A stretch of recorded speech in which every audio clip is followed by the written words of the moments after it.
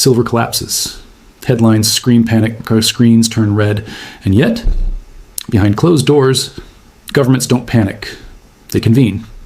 JP Morgan quietly shifts position. Washington calls an emergency meeting, and the timing is not accidental. And when markets are telling you it's over, institutions are asking a very different question. Why now? Why silver? And why does this moment feel uncomfortably familiar to past economic turning points? Because sometimes the loudest warning signs appear after the crash, and by the time the reason becomes obvious, the window has already closed. Welcome to Boring Currency Ledger. If you've lived through a few market cycles, if you've seen bubbles rise and fall, then you already know why subscribing matters. Not for excitement, but for understanding. Go ahead, subscribe, and stay ahead of the noise. And before we begin, tell us, where are you watching from today? The story did not begin with panic. It began with a meeting. In the same week that silver prices collapsed at a speed not seen in decades, the United States government quietly scheduled an emergency meeting on critical minerals. There was no public alarm, no dramatic announcement, just a formal notice sent to international delegations, asking them to gather in Washington. For most observers, the timing seemed unremarkable. For those who study economic history, it was anything but. Silver had just experienced one of its sharpest declines in modern times. In a matter of days, prices fell more than 40%. Financial media explained it quickly and confidently. The rally had gone too far. Speculation had overheated. Traders were overleveraged. A correction was inevitable. The story was neat, familiar, and reassuring. But governments do not schedule emergency meetings because traders made bad bets. That is the first anomaly. Historically, when markets fall due to speculation alone, governments remain silent. They allow prices to reset. They allow losses to clear excess risk. Intervention is reserved for moments when markets fail to perform their deeper function, allocating real resources needed by the economy. Emergency meetings are not called for price volatility. They are called for supply risk. This distinction matters. From the outside, the silver crash looked like destruction. Screens flashed red. Funds were forced to sell. Margin requirements rose. Liquidity vanished. To many participants, it felt like an ending. Yet, at the same time, institutions with long planning horizons were acting as if something was beginning. The contradiction was striking. Why would the most powerful government in the world convene a strategic discussion about minerals precisely when markets declared those minerals unimportant? Why would policymakers focus attention on a sector that appeared to be collapsing? The surface narrative and the institutional response were moving in opposite directions. That is rarely accidental. Economic history shows a recurring pattern. The moments when prices fall the fastest are often the moments when information becomes the most distorted. Forced selling does not reflect value judgments. It reflects financial stress. When leverage unwinds, assets are sold not because they are unwanted, but because cash is required. In such moments, price stops being a signal of importance and becomes a signal of urgency. Governments understand this difference well. When officials look at a collapsing market, they do not ask whether traders are losing money. They ask whether supply chains are at risk. They ask whether industrial systems remain secure. They ask whether dependence on external sources has reached a dangerous level. These questions do not appear on price charts, but they shape policy decisions. The emergency meeting on critical minerals suggested that these questions were already being asked. Silver occupies a unique position in this context. It is not only a financial asset. It is also an industrial input. It sits quietly inside technologies that modern economies cannot function without. When silver prices rise too quickly, markets notice. When silver prices fall violently, factories still need it. Missiles, power grids, medical equipment, and communication systems do not pause production because futures contracts are being liquidated.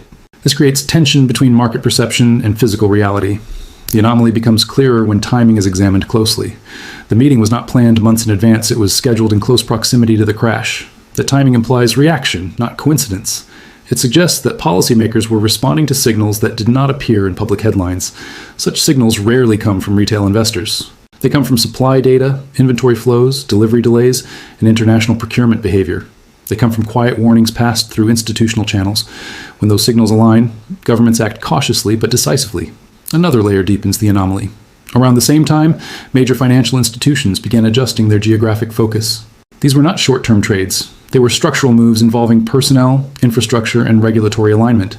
Such decisions are expensive and slow. They are made based on expectations that extend years into the future. Markets, meanwhile, were focused on hours. This difference in time horizon explains much of the confusion. Short-term market participants react to price. Long-term institutions react to necessity. When the two diverge, price becomes an unreliable guide to importance. For business leaders and entrepreneurs, this moment serves as a warning. It shows how easily surface narratives can obscure deeper shifts. A collapsing price can coexist with rising strategic value. Panic selling can occur at the same time as quiet accumulation. The visible market can move one way, while the invisible system moves another. The silver crash was dramatic, but the meeting that followed may prove more important. It suggests that beneath the volatility, something structural is under review. When governments gather to discuss minerals during a market collapse, they are not responding to fear. They are responding to constraint, and constraints, not prices, shape the future of economies. This is why the moment matters, not because silver fell, but because attention rose. Not because traders lost confidence, but because institutions began preparing. The anomaly is the signal, and history suggests that ignoring such signals carries a cost. Markets are trusted because they are supposed to send signals. Prices rise when something is scarce. Prices fall when demand weakens.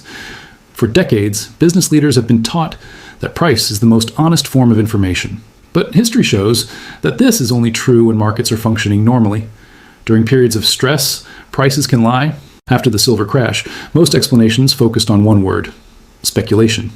Analysts said traders had used too much leverage. They said momentum had replaced discipline. They said the fall was healthy, even necessary. On the surface, these explanations sounded reasonable.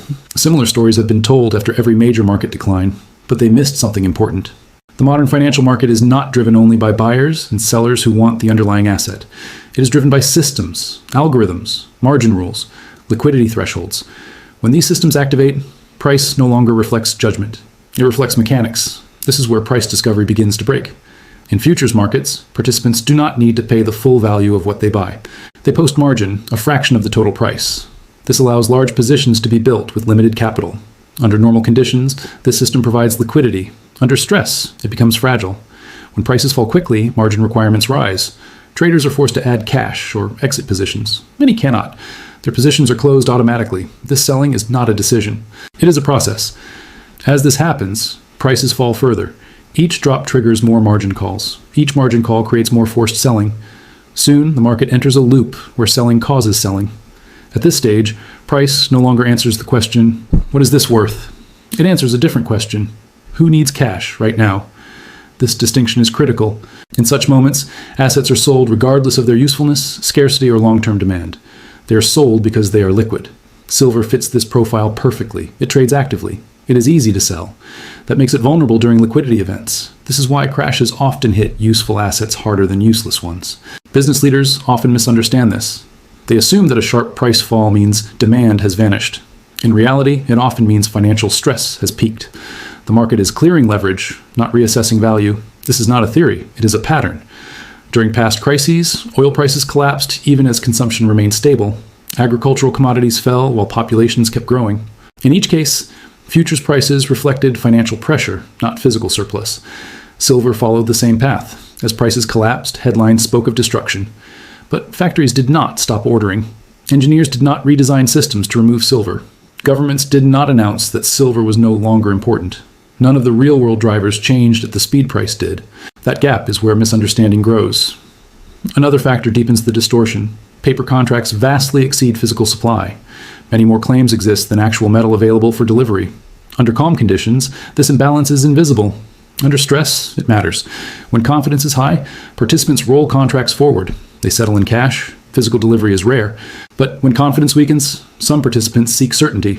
They prefer possession over promises. This is when cracks appear. Prices formed in highly leveraged paper markets may fall sharply, while physical markets resist. This does not show up on a single screen. It requires looking across systems. Most observers do not. Institutions do. They understand that price is only one signal, and often the noisiest one. They monitor flows, inventories, and behavior. When they see price collapse driven by forced selling, they do not assume demand is gone. They ask who is being forced out. This is why sudden crashes often coincide with quiet repositioning. For entrepreneurs and business owners, this matters deeply. Decisions based only on price risk misreading reality. A falling price can signal danger, but it can also signal stress in the financial layer, not the real economy. Understanding this difference separates reaction from strategy. In moments like these, the market rewards speed, but punishes understanding.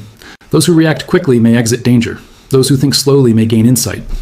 Institutions with long time horizons choose the second path. They know that when price discovery breaks, value does not disappear, it goes quiet. And when value goes quiet, attention shifts away from screens and toward systems. Supply chains, production constraints, strategic dependencies. These are not visible in daily charts, but they shape long-term outcomes. The silver crash was not just a market event. It was a stress test. It revealed how easily prices can detach from purpose. And it showed how quickly truth can move away from the obvious signal. When prices stop telling the truth, those who rely on them alone are left behind. This is where the real analysis begins. When markets panic, attention narrows. Screens are watched, charts are refreshed, prices become the center of every conversation. But power does not move on screens. It moves through supply, geography, and control. And during the silver collapse, power was moving somewhere most people were not looking. It was moving east. While Western markets were overwhelmed by selling, physical silver continued to trade at a very different price in other parts of the world. This was not a small discrepancy. It was not a temporary mismatch caused by shipping delays or currency noise. It was a sustained premium, large enough to signal stress in the system. Two prices for the same metal existed at the same time. In economic history, this is a serious signal. When identical goods trade at different prices across regions, one of two things is happening. Either the markets are disconnected, or one price is no longer real. In this case, the divergence grew during the moment of greatest panic when markets were supposed to be most efficient. That alone demands attention. The key difference was not speculation, it was settlement. Western markets are dominated by financial contracts. Asian markets, particularly in times of stress, place greater emphasis on physical delivery. This difference becomes critical when confidence weakens. When participants want assurance, they move closer to the asset itself. In Asia, buyers were not reacting to headlines. They were responding to needs. Manufacturers, refiners, and state-linked entities operate on production schedules, not trading calendars. For them, price volatility does not remove demand. It only changes urgency. A factory cannot pause because futures collapsed overnight. This is where geography becomes power. Regions that consume and store physical materials gain leverage when financial markets destabilize. They set effective price floors, not through policy announcements, but through behavior. They buy when others are forced to sell. Over time, this behavior shifts gravity. This shift has been building quietly for years. Western financial centers became hubs of trading, while Eastern economies became hubs of consumption. As long as trust remained high, the system functioned. Paper claims flowed smoothly. Delivery was optional. Price signals stayed aligned. But stress exposes structure. During the silver crash, Asian markets showed restraint, not panic. Trading limits were enforced. Risk was contained. Intervention was direct and visible. This was not to protect traders, but to protect stability. In contrast, Western markets allowed liquidation to cascade freely, prioritizing financial rules over physical continuity. These choices reflect different priorities. One side focuses on market purity. The other focuses on resource security. When volatility rises, the second approach gains advantage. For business leaders, this distinction matters more than ideology. Supply chains follow reliability. Capital follows certainty. When one region consistently provides physical access while another provides volatility, long-term relationships shift. This is how pricing power migrates. It does not announce itself. It reveals itself during stress. When buyers are willing to pay a premium to secure supply, they are sending a message. They are saying that the nominal price is less important than availability. That message was clear. At the same time, regulatory behavior reinforced the signal. Authorities in Asia acted quickly to manage risk. They limited excess speculation, restricted trading where necessary, and preserved order. This was not an attempt to suppress prices. It was an attempt to prevent disorder from disrupting real economic activity. Markets were treated as tools, not as ends in themselves. This approach contrasts sharply with the Western response, where price was allowed to fall until the system cleared leverage. Both approaches have logic, but in a world of constrained resources, one produces stability and the other produces volatility. Stability attracts influence. As this divergence grows, companies adapt. They shift procurement strategies. They adjust storage locations. They seek partners closer to physical supply. Over time, financial flows follow these decisions. The result is a slow but persistent relocation of power. This does not mean the West loses relevance overnight. It means that the center of pricing authority begins to reflect where real demand resides, where production cannot pause, where delivery matters more than settlement. The silver market exposed this shift clearly. For entrepreneurs and executives, the lesson is uncomfortable but necessary. Market dominance is not permanent. It belongs to those who control access, not those who control narratives. When price breaks from reality, reality eventually reasserts itself, often from somewhere else. The silver collapse was not just a financial event. It was a geographic signal. It showed where pressure is absorbed and where it is transferred. It revealed which systems are designed to trade and which are designed to endure. Power rarely moves loudly, but when it moves, it leaves footprints. Markets speak loudly, institutions move quietly. While headlines focused on collapsing prices and daily volatility, one of the most important signals in the silver story did not come from a chart. It came from a decision that required time, capital, and long-term conviction. Large institutions do not make such moves to react to yesterday's news. They make them to prepare for tomorrow's structure. This is where many observers make a mistake. They assume banks, funds, and major financial players think like traders. They do not. Traders respond to price. Institutions respond to environment. Price is one input among many, and often not the most important one. When an institution relocates a core operation, it is not chasing a trend. It is aligning itself with future gravity. Such moves are slow. They involve regulatory approvals, technology migration, staff relocation, and operational risk. No institution would accept these costs unless the alternative carried greater risk over time. This alone tells us something important. The change they see is not temporary. It is structural. In past cycles, similar behavior appeared before major shifts. Financial centers rose and declined not because prices demanded it, but because flows demanded it. Where goods moved, money followed. Where settlement became reliable, influence accumulated. Institutions study these patterns closely. During the silver collapse, while markets focused on fear, institutions were examining continuity. Where would metal actually be available? Which markets could function under stress? Which regulatory environments prioritized delivery over liquidation? These questions matter more to an institution than whether a price drops 10 or 20%. Institutions do not fear volatility, they fear uncertainty of access. A bank that facilitates commodity trading is not simply betting on price direction. It is positioning itself between producers and consumers. It earns relevance by being present where transactions can actually be completed. If settlement fails, reputation fails. And reputation is an institution's most valuable asset. This explains why infrastructure matters. An institution that expects future stress in Western paper markets will not wait for public confirmation. It will quietly reduce exposure, diversify geography, and strengthen access to physical flows. This is not defensive behavior. It is strategic alignment. Such alignment often looks invisible to outsiders. From the outside, a relocation may seem symbolic. In reality, it signals confidence in where future liquidity will form. Liquidity does not mean volume. It means trust, the ability to transact without disruption. In moments of stress, trust concentrates. Institutions move toward that concentration. This is especially relevant for commodities tied to national security and industrial systems. When a material becomes strategic, trading it becomes political. Rules change. Access is prioritized. Transparency decreases. Institutions anticipate this shift long before it appears in regulation. They have to. Entrepreneurs often underestimate how early these moves happen. By the time the story becomes public, positioning is already complete. Institutions do not announce their intentions. They express them through logistics. This is why watching behavior matters more than listening to statements. During the silver crash, institutions did not rush to explain the price. They did not issue emotional forecasts. They acted. And their actions pointed away from screens and toward supply. This behavior fits a historical pattern. Before major commodity repricing events, institutions tend to secure presence where physical control exists. They do this not to predict price spikes, but to ensure relevance in a new environment. When price becomes unstable, access becomes power. For business leaders, this carries a critical lesson. Strategic decisions should not be based on public sentiment. They should be based on directional moves by those with the most information and the longest time horizon. Institutions are not infallible, but they are rarely impulsive. When they reposition, they are not responding to fear. They are responding to probability. The silver collapse exposed a gap between public narrative and institutional behavior. While one side spoke of excess and correction, the other prepared for constraint and competition. These two interpretations cannot both be right. History suggests that institutions usually move before policy, before headlines, and before consensus. By the time consensus forms, opportunity has passed. This is why their quiet moves matter more than loud opinions. The silver market, under stress, revealed not just price weakness, but strategic motion. And strategic motion, once underway, rarely reverses quickly. It simply waits to be noticed. Markets are designed to react. Governments are designed to anticipate. This difference becomes visible only at critical moments. Most of the time, governments allow markets to function without interference. Price signals guide production, investment, and consumption.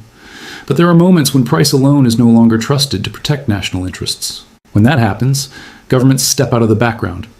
The emergency meeting on critical minerals was one such moment. Governments do not gather international delegations to discuss resources unless something has shifted beneath the surface. These meetings are not about short-term price movements. They are about long-term vulnerability. When officials speak of resilience and diversification, they are acknowledging dependence. And dependence is a strategic risk. Silver falls directly into this category. It is not a luxury input. It is a functional material embedded across modern infrastructure. Energy systems rely on it. Communication networks require it. Medical and defense technologies depend on it. A disruption in silver supply is not an economic inconvenience. It is an operational problem. This is why governments pay attention even when markets do not. Price collapses can create the illusion of abundance, but abundance is not measured by price. It is measured by availability under stress. Governments ask a simple question. If supply were disrupted tomorrow, could the economy continue to function? If the answer is unclear, policy follows. The structure of silver supply creates further concern. Most silver is not mined directly. It is produced as a byproduct of other metals. This means supply does not respond quickly to price. Even sharp increases cannot rapidly increase output. In economic terms, supply is inelastic. In strategic terms, this is dangerous. When demand is steady or rising and supply cannot adjust, volatility increases. Markets oscillate. But governments cannot rely on oscillation. They require continuity. This is why they begin planning long before shortages become visible. Emergency meetings signal that planning has already begun. Historically, when governments identify a material as critical, they do not wait for crisis. They act during calm or confusion when attention is elsewhere. They use periods of low prices to secure supply quietly. They prefer preparation to reaction. This behavior has precedence. Energy reserves, rare earth controls, and food stockpiles all follow this pattern. Public awareness came later. Policy action came first. Markets adjusted last. Silver now appears to be entering this phase. For business leaders, this matters because government involvement changes market dynamics. Once a material becomes strategic, normal market rules weaken. Trade flows are influenced by policy. Prices reflect access, not just demand. Transparency declines. Long-term contracts replace spot markets. This environment favors those who understand structure, not those who chase momentum. Governments also operate on timelines far longer than financial cycles. They think in decades. Their decisions are shaped by scenarios, not forecasts. When they act, it is because multiple risk models have converged on the same conclusion. That convergence is rare. The timing of the meeting suggests that silver is no longer viewed only as a commodity. It is being reconsidered as infrastructure. And infrastructure is protected, managed, and sometimes controlled. This does not mean immediate intervention. It means optionality. Governments want the ability to act if needed, to build reserves, to coordinate allies, to reduce exposure. These options are developed quietly. Public markets, meanwhile, may continue to misread the signal. Volatility may persist. Prices may rise or fall. But policy attention does not fade once it begins. For entrepreneurs and executives, the warning is subtle but serious. When governments prepare, they are not reacting to yesterday. They are insulating against tomorrow. Business strategies that ignore this layer risk being built on outdated assumptions. Markets may see noise. Governments see risk. And when risk is identified at the state level, the environment changes, slowly at first, then decisively. The silver crash captured attention. The meeting captured intent. Together, they reveal a shift from observation to preparation. That shift is the true signal. It suggests that the next phase will not be driven by traders alone, but by institutions with the authority to reshape the field. And once that phase begins, adaptation becomes harder. Those who recognize it early gain time. Those who dismiss it learn later at higher cost. By the time a story feels obvious, it is usually too late. This is one of the hardest truths in economic history. Major shifts do not announce themselves clearly. They unfold quietly, often disguised as noise, volatility, or confusion. By the time consensus forms, positioning is already complete. What remains is adjustment. The silver collapse, the institutional repositioning, and the government response together form such a moment. For decision makers, the most important question is not whether silver prices will rise or fall next month. That is a tactical question. The strategic question is deeper. What does this episode reveal about how modern economies respond to stress? The answer is uncomfortable. It shows that price is no longer the most reliable signal. It shows that financial markets can move violently while physical systems remain constrained. And it shows that power increasingly belongs to those who control access, not those who predict sentiment. This has implications far beyond silver. Entrepreneurs and business leaders operate in a world shaped by inputs. Energy, materials, logistics, and technology are the foundation of every enterprise. When these inputs become unstable, business models built on just-in-time assumptions weaken, margins compress, planning horizons shorten. Understanding this environment requires a shift in mindset. Instead of asking, "What is the market saying today?" leaders must ask, "What are institutions preparing for?" Institutions include governments, central banks, major producers, and large financial intermediaries. Their actions reveal expectations that do not appear in daily commentary. During the silver episode, These actors did not behave as if the story were over. They behaved as if something had been revealed. That distinction matters. Volatility removed weak positions. It did not remove necessity. Demand tied to production, defense, and infrastructure did not disappear. It simply moved out of view. When demand goes quiet instead of loud, it is often because it has become strategic. This is why the separation between paper markets and physical reality is so important. Paper markets excel at speed. Physical systems operate on continuity. When the two conflict, continuity eventually dominates. Entrepreneurs who understand this gain an advantage. They do not panic when prices collapse. They do not celebrate blindly when prices surge. They focus on structure, on supply, on dependency. They ask better questions. Who controls production? How flexible is supply? What happens if access is restricted? Which regions absorb stress and which transfer it? These questions are not asked by speculators. They are asked by builders. The silver story is not a call to action in the traditional sense. It is a call to awareness. It warns that the economic environment is becoming more segmented, more strategic, and less forgiving of misunderstanding. In such an environment, businesses that rely purely on market liquidity face hidden risk. Businesses that secure supply relationships gain resilience. Businesses that understand policy direction gain time. Time is the most valuable asset in uncertain systems. History shows that when governments begin preparing for resource risk, private actors who adapt early fare better. They do not need perfect forecasts. They need flexibility, optionality, awareness of where pressure is building. This is especially true for younger entrepreneurs. Many have grown up in an era of abundance, efficiency, and global access. The assumption has been that markets always clear and supply always arrives. That assumption is now being tested, not broken yet. Tested. The silver episode is a warning shot, not a conclusion. It shows how quickly conditions can change and how differently various actors respond. Traders exited, institutions repositioned, governments prepared. Each response reveals priorities. For those building businesses, the lesson is clear. Do not confuse volatility with irrelevance. Do not mistake silence for absence. And do not assume that what is visible is what matters most. The most important forces in the economy rarely shout. They signal quietly, through meetings instead of headlines, through logistics instead of commentary, through preparation instead of reaction. The silver crash will be remembered by many as a dramatic price event. But for those paying attention, it marks something else. A moment when stress revealed structure. Those who understand that structure will navigate the next phase with clarity. Those who do not will continue reacting to shadows. In an economy shaped increasingly by constraint rather than excess, understanding matters more than ever. And the ability to see beyond price may be the difference between resilience and regret. That is the final lesson, not just for silver, but for the future of decision-making itself,